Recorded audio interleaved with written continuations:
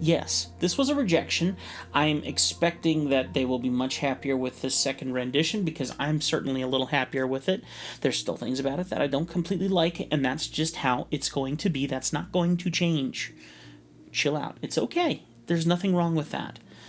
You are your worst critic. Don't be afraid, and just take leaps forward. Even when you feel uncomfortable about it, take leaps forward. The worst that's going to happen is they're going to be like, I'm not feeling it. No problem. Let me try again. And if you find yourself in that scenario, if I may make a very big piece of advice, is grab yourself a different reference photo and try drawing from a different reference photo. The first reference photo that I had the kid in the hat. And I really liked how it looked. I liked how squinched up his eyes were. I liked his personality in it. And so as I exaggerated the squinch. I exaggerated the hat. I exaggerated those features and things. Where, you know what, I bet you if that was a hat that he wore on a regular basis, I bet you his likeness would have been much more on and they would have appreciated that. But I noticed a bunch of pictures that they sent me, because sometimes you only get one picture, sometimes they send you 600. I have gotten some clients who send me 30 or 40 photos of one person. It's like, I really don't need 30 or 40 photos, because every photo shows a different person. Might be the same person, but every single photo shows a different person. And so, as you're looking at each one of these photos, I find it's best not to grab parts and pieces. I feel that breaks my likeness. But to take one photo, go, okay, I'm going to work with this. And then if I'm really struggling on a feature, then I'll go reference the other photos. But my goal is to kind of utilize that one photo. Maybe not draw it the same way as the photo. I'm not copying and pasting, but I'm certainly just trying to keep that likeness in, kind of locked into that image. And then from there, if the rejection occurs, no problem, go grab one of the other photos and try a different angle, try a different reference. Because in my opinion, I think one of the things that probably affected me here, like I said, if that hat isn't a regular part of that child's caricature, if glasses aren't a regular part of that child's character, and instead they're known for the larger eyes, and some of the other photos that I saw of this child had larger eyes, and very specific teeth. You could always see his bottom teeth, and it's like, okay, maybe I should have focused more on that. Now, obviously, an important note would be to focus more on a person's features without accessories. Glasses, hats, things like that. But if that's all you have to get the likeness, then do it. Do it, especially at an event or something like that where you're not learning that, you don't know that person down to the nth degree that you might in other situations. Maybe that's the only way you can go. So give it a shot and see if that helps you. But